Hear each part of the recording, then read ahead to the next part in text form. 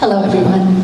I'm Adria Scharf. I'm the director of the Richmond Peace Education Center, an organization that many of you know well, that has been working for more than 32 years in the Richmond community, promoting peace, justice, and the nonviolent resolution of conflict. Many of you know us from our local programming. The Peace Center over the last 6 years or so has really devoted the majority of its time, resources, and efforts focused on really local issues of violence, conflict resolution, racial justice and inequity, our teen program, the Richmond Youth Peace Project. But the Peace Center, in addition, has always had a profound and long-standing commitment to educating about global peace issues, organizing against war and militarism, and focusing, in addition to our local issues of concern, on issues related to global conflict. We wanted to organize tonight's forum on Iran. We really felt a need to organize tonight's forum on Iran in light of the growing escalation of tensions with Iran, the growing threats of war against Iran, in recognition of the fact that we've been basically in a perpetual state of war over the last decade or more, in fact over the last couple of generations. And really our staff and board felt a real need to step back and take a look at the situation and to really scratch beneath the surface, because our media institutions, you know, the pundits and our elected officials really do a pretty abysmal job, I think, of educating us and of scratching beneath the surface and of informing us about the deeper historical roots of the conflicts that we're engaged in overseas and the larger dynamics of power that serve as the context for those conflicts. So we wanted tonight to step back and really peel back some of the layers and really explore some of the history, some of the dynamics, and really learn from our speakers, learn from one another, and we hope leave today with some sort of clear grounding and education, clear sense for the situation of Iran. And we hope too that this discussion will help us start to rethink more generally our approach to conflict, our approach to the Middle East, our approach to nuclear proliferation, and really to our country's foreign policies in general. We have with us tonight a really fabulous panel of speakers, of very smart people that I want to introduce now. We have with us on our panel Dr. Michael Fischbach, Dr. Majida Mimi, and David Swanson, and I want to thank each and every one of you very much for being with us here tonight. And I think I'm going to go ahead and introduce each of these gentlemen. They will each then speak individually for maybe 15 minutes or so, and then I will moderate a discussion and a question and answer afterwards, and we'll have plenty of time for that. So Dr. Majida Mimi is professor of philosophy at Virginia State University. He was born in Iran and comes from a family that has had extensive public and political participation in Iranian affairs since the turn of the 19th century. Currently, he is working on two projects, one on the limits of religion in the public square and another on divine regret, which sounds really fascinating. Dr. Michael Fischbach is professor of history at Randolph-Macon College in Ashland, received his doctorate in modern Middle Eastern history from Georgetown. He researches issues relating to land and property ownership in the modern Middle East and has been a consultant for Middle Eastern negotiators, as well as the Library of Congress, the United Nations Development Program, and the International Development Research Center. David Swanson is a nationally recognized author and peace activist, currently works with Veterans for Peace part-time and hosts Talk Nation Radio. His most recent books, which are here and available, include The Military-Industrial Complex at 50 and When the World Outlawed War. David helped to plan the nonviolent occupation of Freedom Plaza in Washington, D.C. in 2011, and he maintains a prolific blog at davidswanson.org. All right, I'm going to ask Dr. Fischbach to come up first.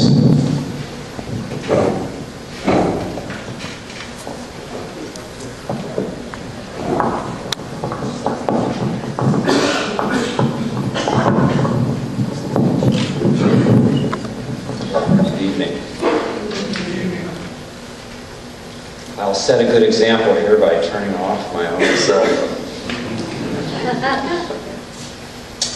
It's a pleasure to be here. I was very happy to be invited. I just completed actually my 20th year teaching at Randolph-Macon, and for a while now I've wanted to get more involved with the Peace Education Center, and so I leapt at the opportunity to come this evening, particularly because both professionally and personally I've been very concerned about the saber rattling as far as Iran is concerned, actually for many years. I hold before you a bumper sticker from commondreams.org, Attack Iran, No, that I myself have owned at least since 2004. So we are going on, in fact, nearly a decade now, where people have shared a very real concern about the possibility of an American and in recent years, perhaps an Israeli attack on Iran.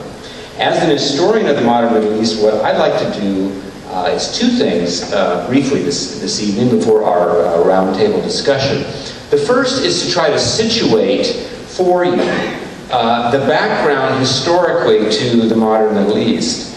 The situation requires us to have a keen understanding of the recent past, and particularly the relations between the United States, specifically in the West in general, and the modern Middle East, and particularly Iran. It may seem self-evident, but any situation, one has to understand where we are today comes from where we have been in the past. I would think it's obvious to discuss race in this country. One has to discuss slavery. Of course, I'm conscious living in this region that not everyone does. So I'd like first then to talk about some very key factors to understand why we are in the situation we are today. And secondly, to just briefly offer up some misconceptions about the current situation. And we can return perhaps to some of those with the other speakers and later on. But the tension, first of all, historically, the tension between Iran and the United States does not emerge out of a vacuum. There has been a history not only of tension, but more importantly of unequal power relations, of invasions, of interference, threats, and profound impacts, both on the Middle East and on the West, that provide, I believe, the crucial keystone for understanding this entire drama about Iran's nuclear program. Briefly stated, the onset of modernity has affected Iran, like the rest of the Middle East, in very deep and profound ways over the past 200 years. By modernity, I mean the spread of a global economy, of capitalism and industrialization on an economic level, modern science, secular culture, and new ideas about society on a social level, and Enlightenment-era concepts about mass politics on the political level. These are essentially products of the French Revolution, the Scientific Revolution, and the capitalist/industrial revolution. All of those ideas and systems originated in the West, meaning Europe and the spin-off European societies like the United States, and spread to the rest of the world, the Middle East including, during the past 200 years in a most disruptive manner through a process known as imperialism. Whether through direct colonialism or not, make no mistake, but that global patterns of economy, of politics, of ways of looking at life have been profoundly affected by the fact that a modern way of living, I don't mean modern as necessarily good or bad, but a modern way of living started in the West and incorporated the rest of the world into a system, therefore, of unequal power relationships. Broadly speaking, the West continued to develop economically and politically, and again, I'm speaking very broadly, using much of the rest of the world as a source for commodities and as a source for trade and reinvestment of capital. The Middle East was a prime spot for this incorporation into a global system dominated by the West, because for eons the Middle East has lain at the center of the old world, where Africa, Europe, and Asia come together. Whether it was in the form of trade, seeking everything from gold, frankincense, and myrrh, to fruit and grain, cotton, spices, more recently oil. This source of rich commodities has been quite key to the development, particularly of Western capitalism. Thus, the spread of this system, combined in some places in the Middle East with war and outright physical occupation, led to an incorporation into a global system in which there were clear winners and losers, including on the local level. Various parts of the Middle East literally were transformed from desert areas with tribes into rich sheikdoms simply because certain people happened to sit on top of oil. In other cases, traditional weavers, for instance, farmers doing traditional farming were the clear losers in this relationship. What does this have to do with Iran? Iran, in the past 200 years, escaped largely formal occupation by a Western power. It is one of the few places in the Middle East and North Africa that did not become a formal colony during this process. But that's not to say that Iran fared well in this unequal set of relationships. While it did lose some territory in war, largely to Russia, the fact that it escaped actual colonial rule did not guarantee its economic, political, or cultural independence. In 1828, it was forced to sign a very unequal trade relationship with Russia, for example. In the latter part of the 19th century, the imperial government, the Qajar dynasty, signed a series of very profitable trade concessions with a British company. Britain, which had no oil of its own at that point, ended up establishing its major oil refinery by the early 20th century, was in Iran, in Abadan.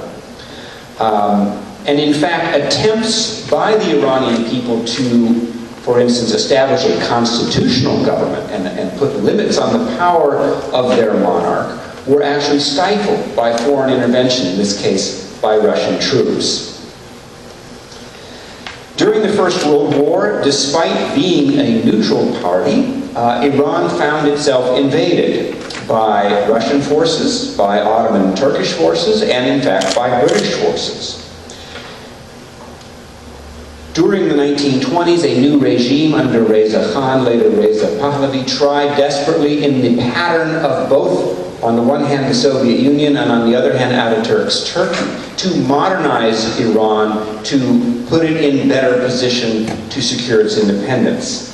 Despite some of those attempts, and despite, in fact, a formal stance of neutrality during the Second World War, Iran once again was invaded, both by British and Soviet, and to some degree even American forces. I think sometimes we have to remind ourselves that the first great conference between Roosevelt, Churchill, and Stalin was held in 1943 in Tehran, in a city, in a country that was actually not part of the war effort, but had been in fact invaded and graciously allowed these invading leaders to have a conference in their capital. After the war, Iran found itself once again in the crosshairs of Western powers, because in 1951, for the first time in the region, and one of the first times ever outside of Mexico in the 1930s, the democratically elected government of Mohammad Mossadegh in Iran nationalized the Anglo-Iranian oil company, that British oil company I mentioned. Instead of paying a lease, it wanted to use the profits for the development of the country. Britain responded immediately with a call for a global boycott of Iranian oil. The first, obviously not the last time, that Western powers have tried to change Iranian policy through boycotts and sanctions. 2 years later, Britain and the United States regrettably found a more direct way of changing Iranian oil policies. The CIA worked with some Iranian dissidents to overthrow Mossadegh's government. The young Shah of Iran was restored to power and became, in the words of President Richard Nixon, America's, quote, policeman in the Gulf. The Shah's dictatorship, armed and trained by American and Israeli forces, lasted until its overthrow in the famous revolution of 1979, the year that marked the end of formal Iranian-American diplomatic ties. More recently, many Americans don't know that on 9/18/2001, a week after the 9/11 tragedy, several tens of thousands of Iranians staged impromptu candlelit vigils in the streets of Tehran, commemorating the loss of nearly 3,000 people in New York, Pennsylvania, and Washington. And yet, merely a year later, in 2002, in January, the United States President George W. Bush declared that Iran was part of the so-called axis of evil. Since then, we have seen the ratcheting up of threats. Interestingly, going back to the question of oil, 2 out of the 3 members of the axis of evil, Iraq and Iran, were oil powers. And sort of the decaf version of the axis of evil now includes countries like Venezuela and Hugo Chavez, significantly yet another oil power. So here we are today then, trying to look at these, this sense of tension, the threats, and I think we would be woefully remiss were we not to consider a history that exists of unequal power relations. Whatever one thinks of Iran, its government, or its foreign policy, it is a country that has literally faced invasion on a number of occasions in the past 100 years. And we would do well to consider issues such as Iran's history, issues such as the Cold War, issues such as American oil policy, in understanding the current tension. Second and lastly, I'd like to just re-examine some assumptions that many people have toward this issue of what to do with Iran, and I'm sure that some of the other panelists and you later on in the roundtable can return to some of this discussion. But let's re-examine assumption number 1, that Iran is a threat to its neighbors. As I've just laid out, Iran, in fact, has a long history in the past 100, 150 years of itself being threatened and invading. Iran has not, in fact, invaded any country in the past century, in contradistinction to what has been its own history. Most recently, of course, the Iraqi invasion of 1980, which led to hundreds of thousands of Iranian casualties. We are, of course, reminded that our government was assisting Iraq in its effort to overthrow the Iranian government, and that included missile strikes, use of poison gas, and so forth, which has scarred Iranian memory quite significantly. More recently, when you look at the map, one has seen Iran here. Iran has now faced, as we speak, until quite recently, American forces to its west in Iraq, American forces directly to its east in Afghanistan, American forces in a number of Central Asian countries, including Tajikistan, Kyrgyzstan, Turkmenistan, Azerbaijan and Georgia, in the Caucasus, and in the Gulf region, Bahrain, Kuwait, the UAE, Qatar, Oman, and Saudi Arabia, not to mention, of course, American naval forces and nuclear missile forces, and of course not to mention as well Israeli nuclear armed submarines and missiles. Iran, in other words, again, whatever else one thinks about its government, is quite literally surrounded by American forces. So the question of Iran being a threat, I think, is a valid one, but one ought to ask, should Iran feel threatened itself? And can that go to some large degree in explaining Iranian behavior? Assumption number 2 we should re-examine, that Iran has a nuclear weapons program. Iran began nuclear development, in fact, with American help during the regime of the Shah. Since then, Iran has seen other regional powers in Southwest Asia and South Asia, such as Israel, Pakistan, and India, all develop nuclear weapons programs without significant boycotts, sanctions, or fallout. It has also seen the failure of its neighbor Iraq to defend itself by not having a nuclear weapon. So if Iran, in fact, and there still is no evidence it has a nuclear weapons program, but if it did, one, again, might understand why it did so. Assumption number 3, a nuclear Iran cannot be tolerated because Iranians and the Iranian government are irrational. Maybe we can talk about this more later. I would simply throw out, what exactly does rational mean? I think a lot of Americans would consider America as a democracy, a rational government, yet in our century, the 2 greatest uses of weapons of mass destruction, poison gas during the Nazi Holocaust, as well as the nuclear strikes in Japan in 1945, both occurred at the hands of allegedly Western rational powers, the United States and Germany. So I think that argument is an interesting one to have. What is rational? Would you rather be attacked by someone irrationally or someone with all due caution, forethought and rationality, nuke you anyway. Assumption number 4, a nuclear Iran would destabilize the Middle East. Again, I don't want to talk much longer, but one could ask the logical question. Given the history of human relations, and I'm a historian, does having one power have all the goodies, guarantee peace and security, or does having several people each have a club? Which works best? Presently, there's one nuclear power in the Middle East, which is Israel, an unacknowledged but nonetheless real nuclear power.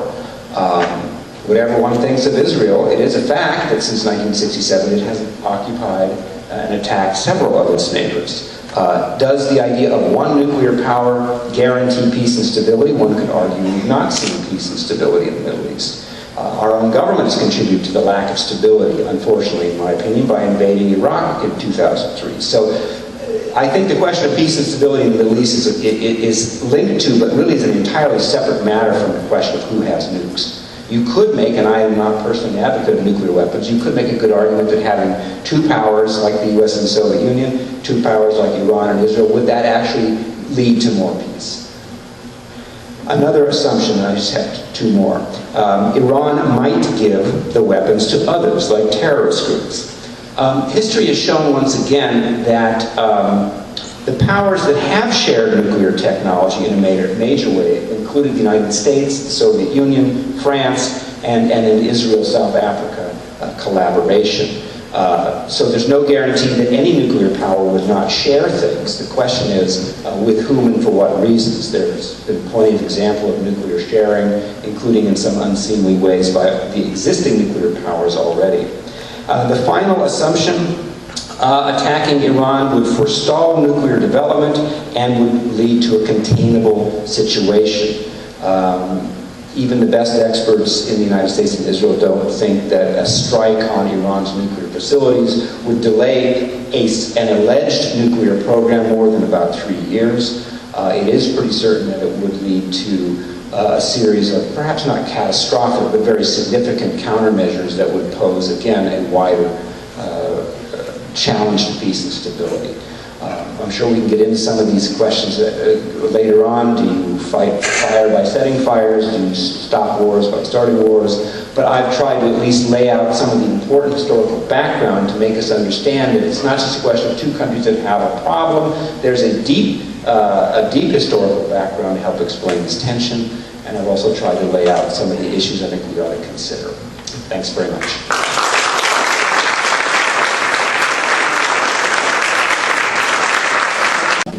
I'm really grateful to Dr. Kraft to provide me with this opportunity to talk about actually the situation in Iran. Yes. Bring the microphone up. All right. Hopefully it works better. As a prelude, I would like actually to mention that philosophers are not particularly well known for practical insight, especially when they encourage you to be skeptical and tell you that actually they may not be a reality after all. So with that sort of background, I'm not quite sure whether I would be a really good person to talk about these real issues. That's one sort of aspect that I would like to cover very quickly. The second aspect is often when the debate about Iran comes up, usually if one actually argues against an attack on Iran, one may be interpreted as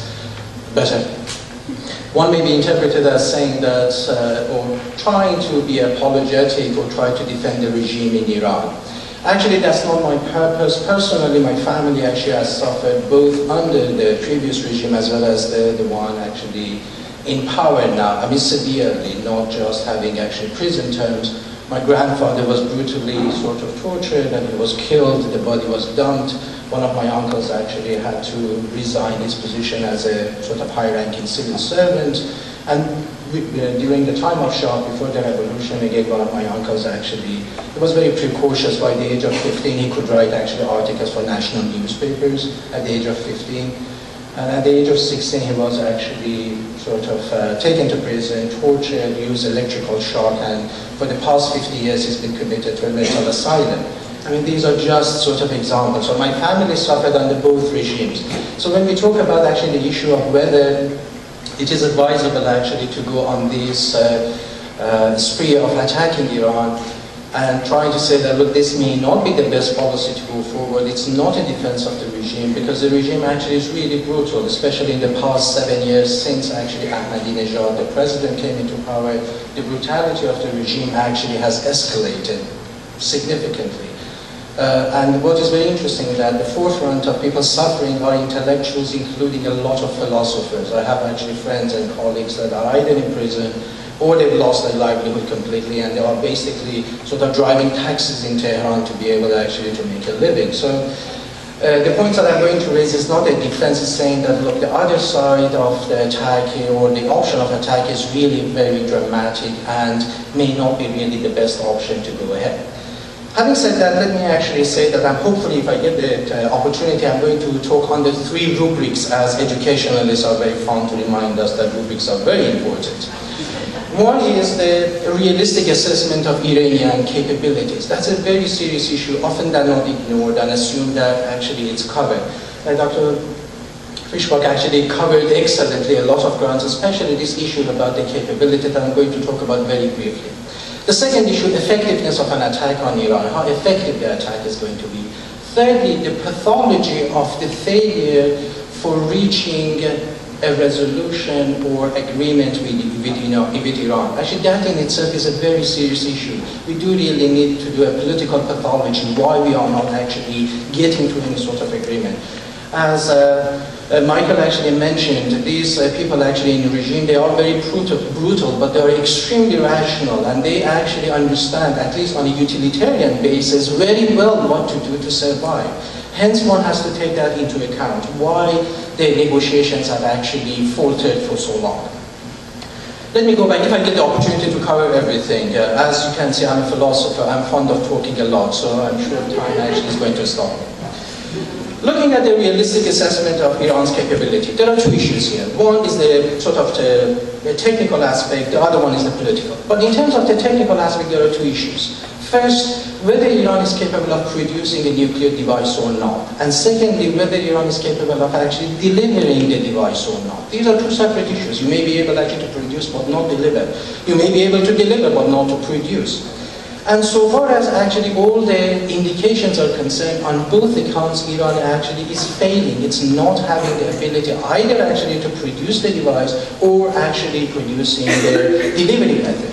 Remember, especially in the case of delivery method, most of the technology that they have is second-hand coming from China, and China actually is having a large grip on what actually gives Iran. And most of these missiles that Iran actually shows off occasionally of having, these are not really actually workable as such. They are doing a lot of research to be able to become independent, but they are not at that stage. Similarly, in terms of actually nuclear capability, Iran is not in such a position to have actually at least the consensus is that technically there is a long way to go for them to be able to come up with the first actually nuclear device. So these are the 2 aspects of the technical aspect. But from a political point of view, one has to look at it from the point of view of the regime as well as the public. The public definitely actually is not in favor of actually using this particular device, this program actually going as far as it does. Except that I'm going to come back as a matter of deterrence. Dr. Fishbach actually rightly pointed out the relationship has been a one-sided relationship, and the Iranian public is very much concerned about the issue of actually deterrence and not being invaded. Dr. Fishbach mentioned the Iraqi invasion of Iran. Actually, that happened twice. One in 1975, the other one in 1980, that went actually for 8 years. And as he rightly pointed out, actually in the past 100 years, actually in the past 180 years, Iran has not invaded any country whatsoever on a mass basis, so to speak, try to invade another country. So these are the sort of historical aspects that one needs to take into account.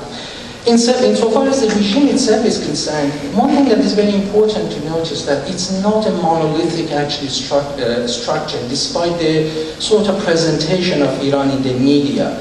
It's really very actually distributed for all sorts of reasons. One of the reasons is that the current actually supreme leader, the final person in charge, somebody called Khamenei, when he came into power, he did not have the base from the clergy, the base actually from the people. So what he did, he tried to consolidate his base on the force of the Revolutionary Guards and Ministry of Intelligence.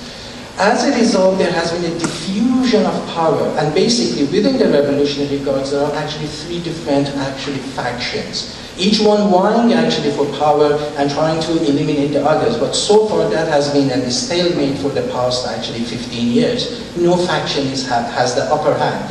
Sometimes maybe actually noticing this, although it doesn't come across in Western media, Ahmadinejad is representative of one faction, Khamenei actually is representative of another. And Ahmadinejad is trying to sort of force his way actually to the forefront, but it hasn't worked. But the crucial point here is that, given that you have these factions, they try to be very rational in what they do, because they don't want actually to lose the game, so to speak. It's a game for survival. All three factions, and at least there are three factions, and each one of them has got its own resources and its own capability. They try to come to some sort of agreement to have a sort of a balanced approach to what's going to happen internally and internationally. Hence, when one is looking at the situation in Iran, it's not just one person, often they're not portrayed actually as a maniac and actually insane person. It's far more complicated and far more actually complex in terms of how the decision procedure actually is implemented and decisions are arrived at. It's a very complex thing, and that's why sometimes Western diplomats unfortunately make the mistake of thinking of Iran as a monolithic structure. It's not monolithic. That's why you get different signals coming from different factions, hence you are actually confused. What am I supposed to do with these different signals? Sometimes contradictory. Hence, you have all sorts of problems attendant on that issue. However, if Iran doesn't have actually these capabilities that I started with, either the nuclear capability or the delivery capability, the question is that why is there so much media hype and international hype against it? And there are here actually a number of issues that I would like to raise that often are not sort of clearly raised in the debates. One is a cliche, but a cliche that is very, very true, especially about the Middle East. And it's the role of arms industry. They make a lot of money, generally speaking, and it actually helps the arms industry, military complex, actually to have tensions there and constantly selling actually armaments. Whether we like it or not, this is actually the fact of the matter. Look at the latest purchase of the Saudi Arabia, Qatar, all these countries actually in terms of the military capability is basically irrelevant to what actually they can do. The purchase has nothing to do actually with the problems that they are facing or what they can achieve with. But specifically actually the arms industry has got one single actually issue nowadays. They have produced a particular missile that weighs 300,000 actually pounds. Each missile sells for $10 to $20 million. And the point actually is that they are very keen not only on the revenue but on effectiveness of these missiles. And I'm really serious. Apparently there was a report about the possible attack on Iran, and the sort of idea that leaked out is that there was this thinking of using 600 of these missiles. It means that something like $1 billion. Imagine the profit margin, and I'm not exaggerating. I mean, these are the things that are happening actually in the field.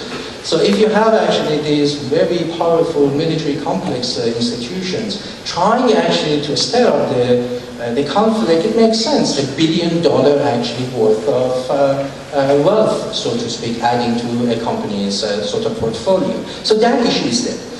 Secondly, actually, Dr. Fishbach mentioned Israel. Israel is very complex, there are all sorts of issues. My colleague actually covered it very well, hence I'm not going to say much about that. But there is a third player here that often not is neglected, but is playing a huge role, and that's Saudi Arabia. Unfortunately, there is not much attention to that. Saudi Arabia actually is very much keen on making sure that the West does really strike Iran, for a couple of reasons.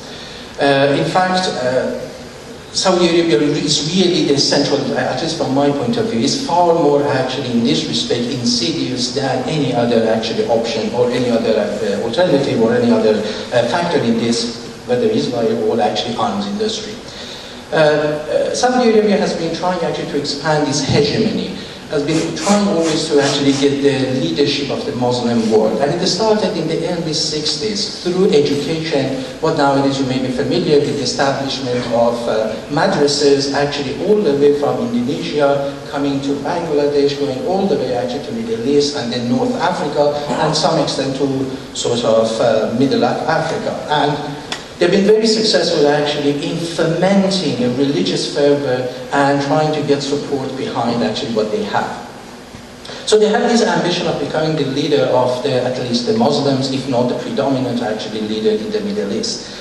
And they are really very much pushing for this idea of the West striking Iran as hard as possible and as quickly as possible. And one should not forget that it was Saudis and then Kuwaitis that bankrolled the war, the 8-year war between Iraq and Iran. That 8 years actually was purely bankrolled by the Saudi Arabia. The other issue that Saudi Arabia actually is facing, and they are really concerned about it, is their own internal instability. The reason actually here is that it's Turkey. Turkey actually is offering a new model for the Muslims, and the Saudis are very concerned about that model. If that model actually of governance comes into play, and Turkey becomes a role model, which is gradually becoming a role model, then Saudi Arabia would lose its actually appeal.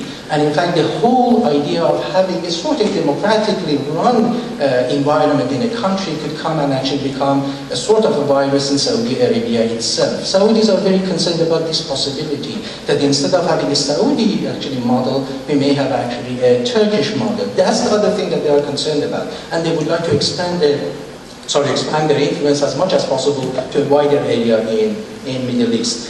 And one last thing about Saudi Arabia. Remember, they were more or less responsible for one of the most disastrous social engineering that happened in the sort of last 40 years. Remember Mujahideen that actually fought against the Soviets? It was primarily under the tutelage of actually Saudi Arabian government. And look at the consequences. Out of those Mujahideens, you got actually Taliban and you got actually Al-Qaeda. These actually, our groups are not separate. These are the descendants, so to speak, the offspring of that Mujahideen movement. If this social engineering is going to actually grow, it's going to create more problems actually for everybody, including actually the Saudis themselves, but for the West. If you exploit that religious fervor too much, it's going to get out of hand in one way or another, and it's going to backfire and also actually set others on fire as well. So there is that issue.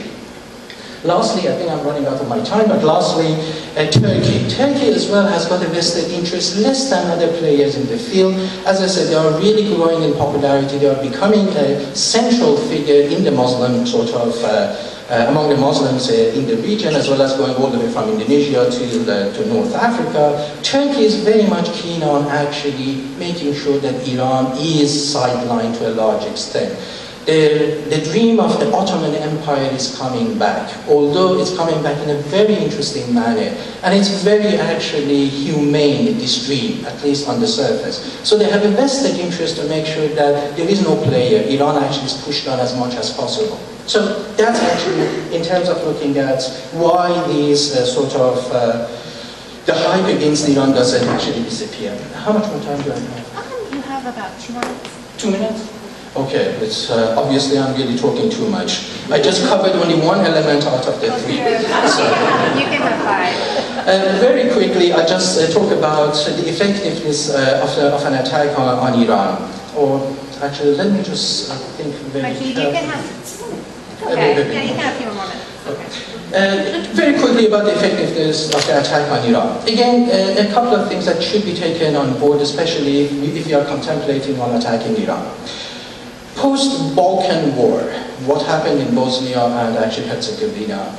As you may remember, actually Serbians, in terms of their military power, were not damaged at all. They actually sort of lost the war, but in terms of their military hardware and ability, the West could not actually touch them. Why? Because actually they had a very interesting method of underground system of preservation of their armaments.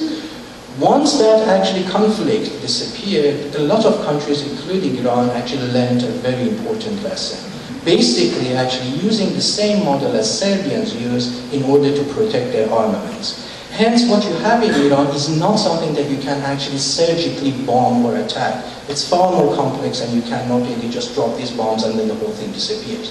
And that should be taken on board.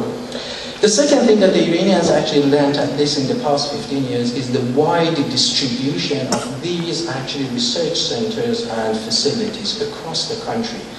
It's not just 5 or 50 or 500, it's more than that. Often than not, actually, you hear that you have one in Natanz, you have in Fordo, near the city of Qom, you hear about Parchin, but there are so many others actually scattered around the country. So if you are going to attack, it's going to be very extensive, it's not going to be just 1 or 2 places. And lastly, the other thing that they learned, the Iranians learned from Saddam Hussein, is actually built these facilities in proximity of population centers, basically human shield. So if, for example, look at the Fordo facilities, it's just actually to the north of, if I remember correctly, to the north of the city of Qom. The city of Qom has got 1 million population. If you actually start to bomb that place, at least 200,000, 300,000 will perish, no matter what. So the Iranians have learned that lesson, and they think that actually they can play that game. They may actually play it very well, they may not, but nonetheless this is a human cost. So how effective it is, that's actually a really serious issue. Even if you manage to bomb the entire country, is it going to stop? Dr. Fischbach actually mentioned that even if you do that within 3 years, they may be able to come back again and have the facilities actually up and running.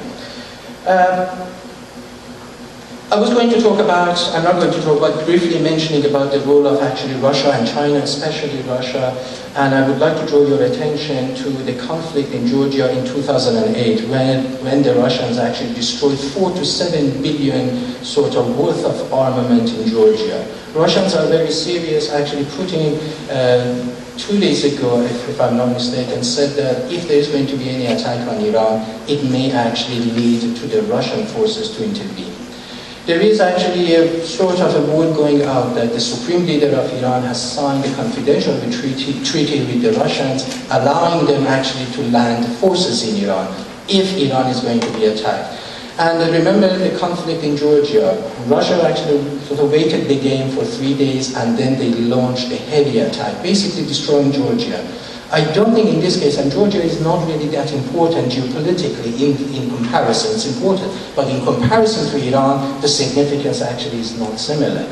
So what if the Russians decide actually to intervene? China has expressed again concern over these issues, especially China is very much interested in the supply of energy. They think that they are being squeezed out, and they feel as if they need really to show a bit of might. And in this respect, again, think of the latest problems that Chinese are having with the West in South Pacific. It shows that the Chinese are really coming back again and exerting their military might more. One final point, I know I've overrun my time, I'm really sorry about that. Just a very basic observation on the pathology of the failure of reaching an agreement and conclusion or a resolution with Iran. I mentioned earlier that Iran is really very much obsessed, for good reasons, historically, with its security and non-interference. Dr. Fischbach actually gave an excellent overview of this, that this country has been constantly being raided and trampled on, and they are really very much interested in can we get the security. However, there are actually issues here that the Iranians are really not playing the game because there is a problem of mistrust. And I'm going to mention 3 specific events that are very important in the negotiations that are happening, and that's why Iranians are really dragging their feet. They have a lot of problem in Iran. Actually, the economy is almost collapsing.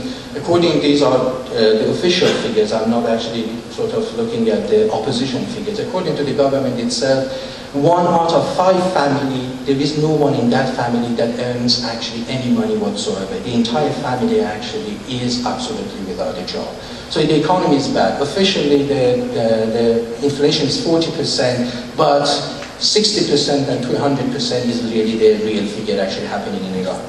But there are 3 things that are creating a lot of mistrust here, and the Iranians, I think in this respect, have actually a good axe to grind. One is, remember when the West, specifically the United States, wanted to get to Afghanistan to topple the government. Iran was officially behind the scene the bridgehead, and the Iranians helped a lot actually the US forces to set actually the forces in Afghanistan. This is usually actually unmentioned in the media, and you don't really get any coverage of it. If you don't believe me, actually look at the interviews of Dr. Megan Sullivan. She's now actually a professor at Harvard. She was the point contact of President Bush negotiating with Iran and how actually to establish a bridge to Afghanistan. Iranians did whatever actually the US asked. 6 months later, they were branded as part of the axis of evil. That actually hurt them a lot, saying that, look, we helped you to get into Afghanistan. It was in their own interest. I'm not saying that they did it out of good heart. The Iranians were not keen on Taliban either. But nonetheless, 6 months later, tables were turned. The second actually problem for mistrust is that Iran suspended its activities, nuclear activities, in 2003 for 3 years, till 2006. And there was no actually reciprocity from the West. So they said that, look, we suspended everything for 3 years, you actually continued interfering with our affairs. What is the incentive to go forward? And lastly, the case of Libya. This is actually very interesting, and Khamenei himself, the supreme leader, actually about a month ago explicitly mentioned this, and it's very interesting. I mean, it just shows the mentality or what actually in the mind of these people in regime actually is.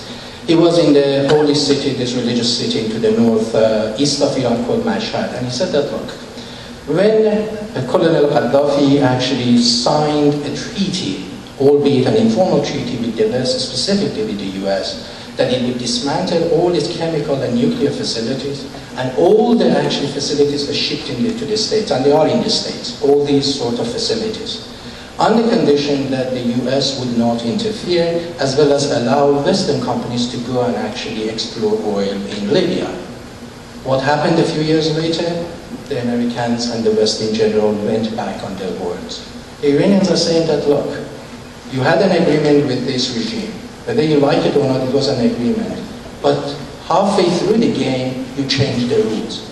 What is there for the West not to do the same thing with Iran? They may actually sign a contract, so to speak, in terms of uranium enrichment, but sooner or later they may go back on their word. What is the guarantee that the Iranians would actually find plausible that there would be a sort of cessation of this destabilization of Iran? Thank you very much. Sorry for being too long.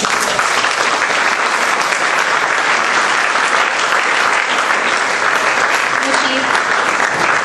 I have one clarification question. Thank you so much for your comment.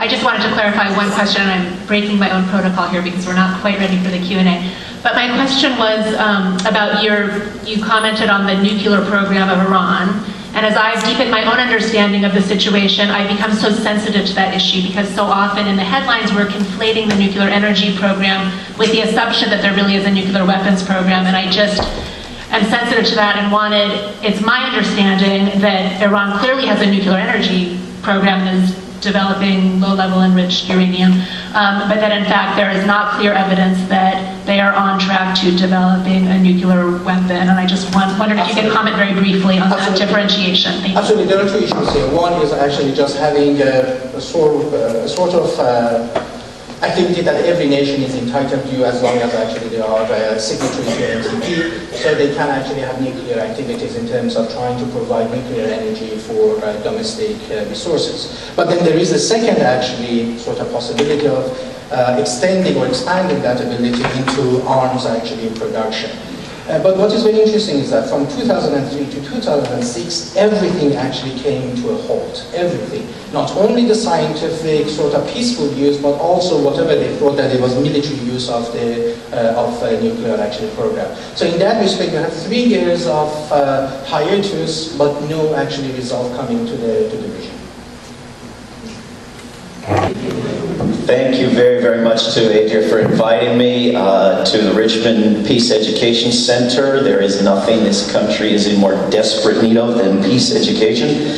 And to the previous speakers, I have already learned a lot, as I'm sure many of you have, and have a great deal of agreement that I hope will not be, I think will not be repetitious. I have a friend who is a compulsive liar. Okay, it's not really a friend, it's my television and my newspaper. And according to them, the United States, as one among equals in a coalition of most of the world's good countries, is asking the evil nation of Iran for some very reasonable requests. Iran is refusing, and the result, very regrettably and reluctantly, as an absolute last resort, albeit one we will celebrate with flags and music, will be war. Now, an op-ed in the Washington Post last Friday, and you know you can trust the Washington Post after its fervent push for a war in Iraq worked out so well, said this: if Iran is willing to put hard ceilings on all aspects of its nuclear program, it can avoid a near-term conflict. But if it pushes forward, it will invite a strike that will be much more painful for itself than it is for the United States. This proactive approach should help calm nerves in the region about Obama's meddle and could forestall Israel from taking matters into its own hands, end quote. Let me ask you, if someone threatened to bomb you, would it calm your nerves? In Wapo land, that strange region where the Washington Post dreams up its reality, Iran is threatening war. And the way for the good countries of the world to prevent that outrage is, you guessed it, to threaten war first. This makes sense to people, or at least people who want to be on television badly enough are able to pretend it makes sense to them. Here's why I think it's crazy. Iran has never threatened the United States or any of its allies. Since the United States overthrew Iran's democratically elected government in 1953, and as you've just heard, in fact, for much longer, Iranians have had an interest in recovering both democracy and independence. They have progress to make, as do we in the United States, but attacking a nation empowers anti-democratic forces within it. And attacking a nation because it is not an ideal democracy fails as a pretended motivation as long as the United States is funding and supporting dictatorships, including right nearby in Yemen, Saudi Arabia, Bahrain, etc. Not to mention our own democratic failures, which we would prefer not to be bombed over. The United States and NATO and Israel blatantly violate the Nuclear Non-Proliferation Treaty. Israel does not claim to support it, the United States does claim to, yet violates it by refusing to work for nuclear disarmament and by keeping nuclear weapons in non-nuclear states, not to mention on ships threatening Iran.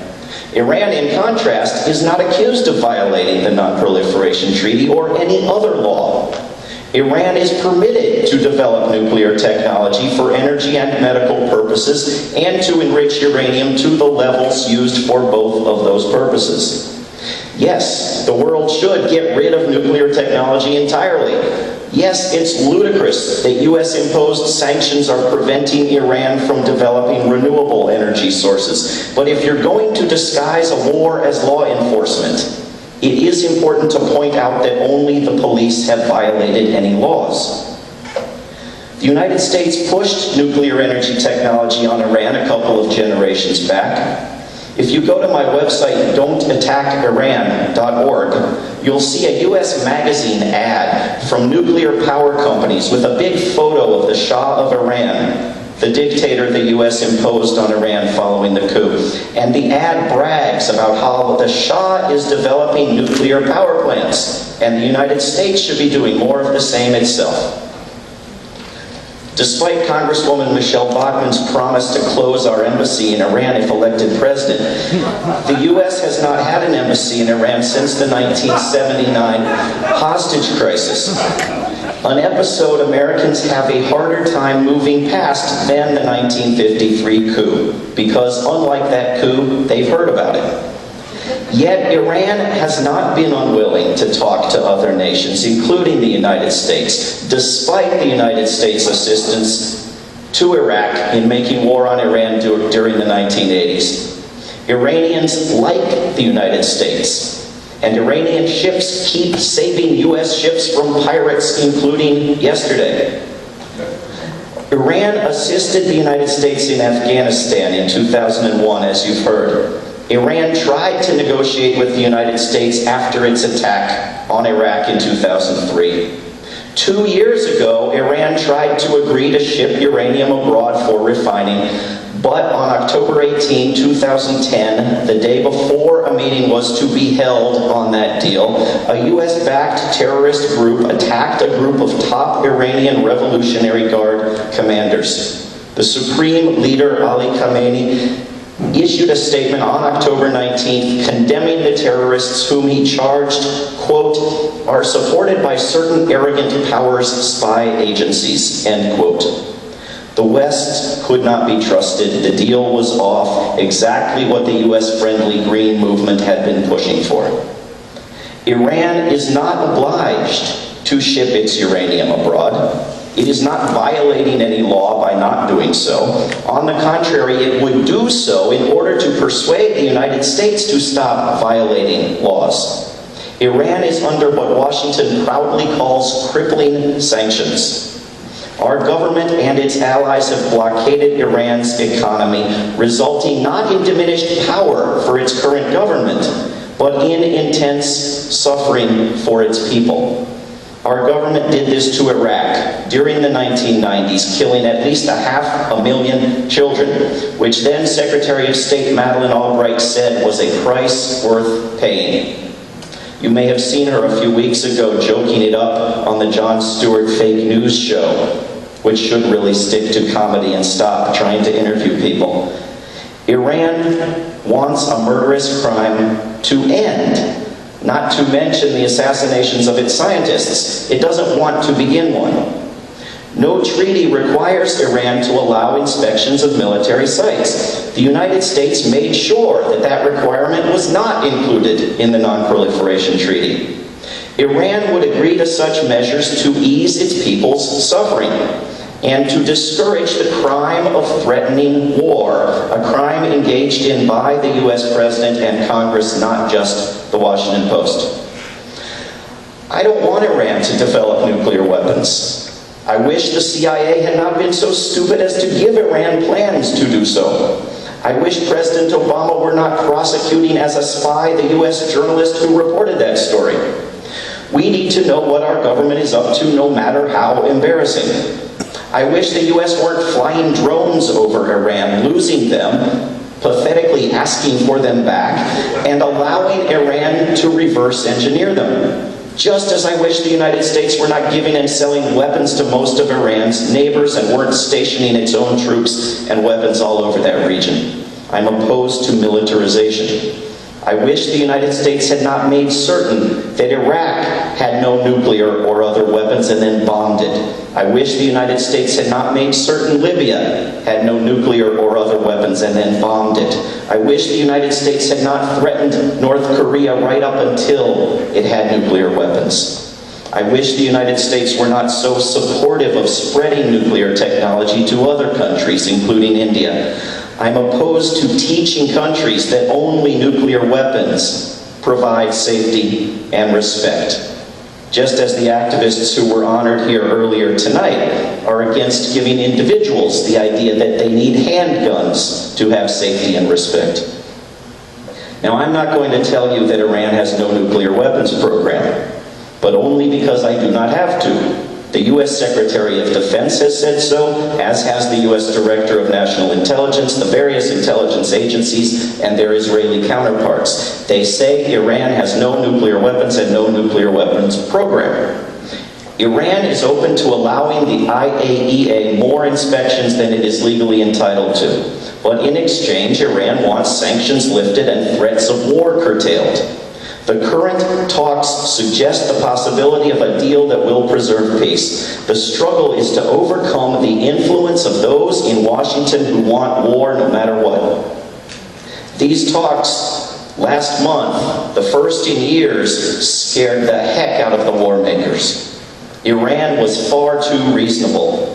The chance for peace threatened to get in the way of beautiful plans for war. Let us not forget that the inspections in Iraq were working in 2003. The inspectors believed they could give more conclusive findings if allowed a little more time, and President Bush pulled the inspectors out in order to begin the shocking and awing. Bush and his subordinates then frequently falsely claimed that Iraq had kicked out the inspectors.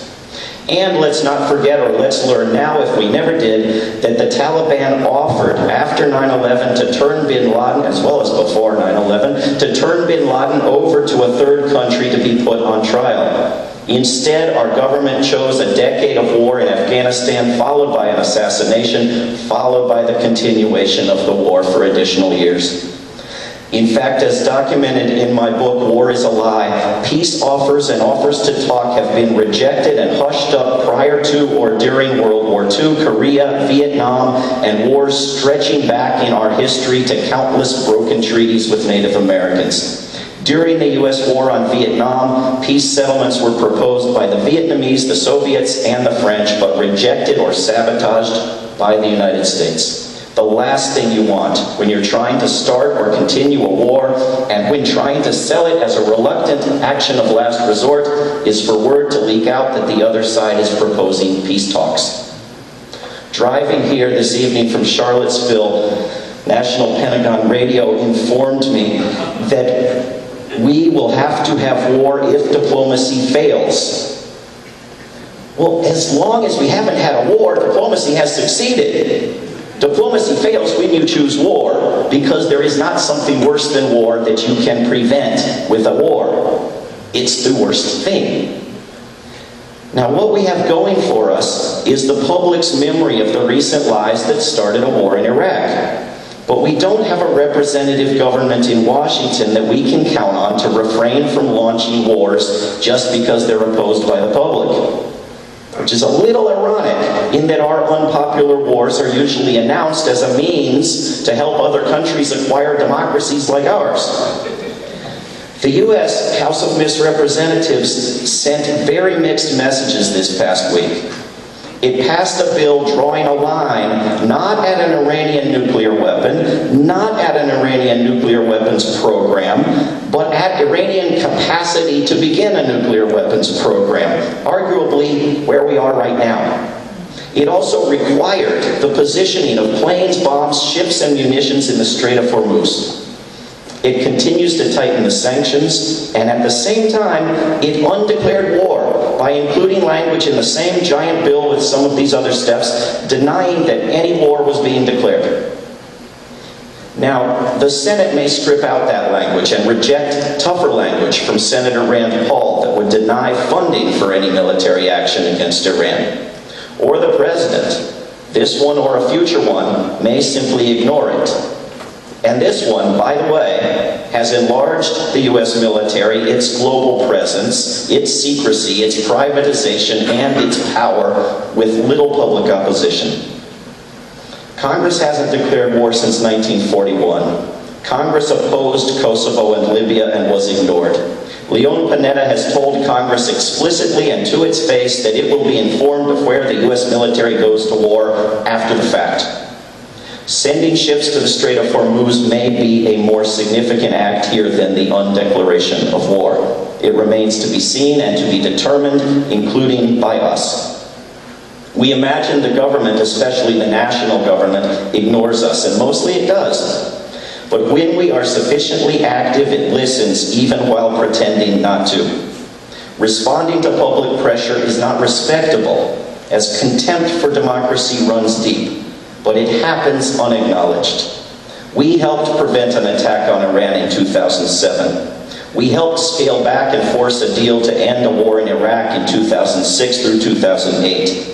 Nixon heeded the Vietnam War protesters while pretending not to. Kennedy heeded anti-nuclear protesters while pretending not to. We have a responsibility to remind the country of the Iraq lies and to point out the far greater disaster looming if we allow ourselves to be lied into bombing or facilitating the Israeli bombing of Iran. Remember that possessing weapons, something not even alleged here, is not a justification for war. The Hague treaties from over a century ago require Iran and the United States to seek arbitration. The Kellogg-Briand Pact of 1928 commits Iran and the United States to peaceful means of settling every dispute, banning every war of every variety. The UN Charter forbids wars not authorized by the UN or fought in actual defense. The U.S. Constitution denies presidents or militaries the power to launch wars without congressional declaration. Congressman John Conyers, who refused to impeach George W. Bush year after disastrous year, swore he would finally do it if Bush attacked Iran. What if Obama does? Or fails to take serious steps to stop Israel? or actually facilitates Israel? Would that be okay? Would the 70 million people under attack count for less? Would the children blown to pieces cry out in less agony? Would the potential for escalation into global and even nuclear conflict be less? Last week, Russia threatened nuclear war with the United States in response to our construction of missile offense bases along its border. We hadn't heard that talk between the United States and Russia since Russia went back to being Russia. Iran would not attack the United States if it could. Doing so would be suicide. But a nuclear Iran would be harder for the United States to push around. That's what's at stake here. Will Iran answer to the Pentagon like good little Bahrain and its people's human rights be damned? Or will Iran defy direction from Washington like Iraq or Libya and its people's human rights likewise be damned? I encourage you to visit don'tattackiran.org and to spread the word in every way that you're able. Charlottesville's City Council has passed a resolution opposing any military attack on Iran, an action that was noted within Iran and an action that can be repeated by other cities. We have a Memorial Day next week for the U.S. dead from our wars. Proportionately, we would need a memorial year for the non-U.S. dead, most of them civilians, disproportionately the very old and the very young, and almost none of them white. We object to racist rhetoric directed at our president, but do we object to racist wars launched by our government and our president? Does it bother us that their allies in Libya attacked people because they were black? There is no such thing as a good war. There is no such thing as a just war. There is no such thing as a humanitarian war. There is no such thing as trying too hard for peace or a wasted effort to achieve peace. Let's end the next war before it begins. Thank you.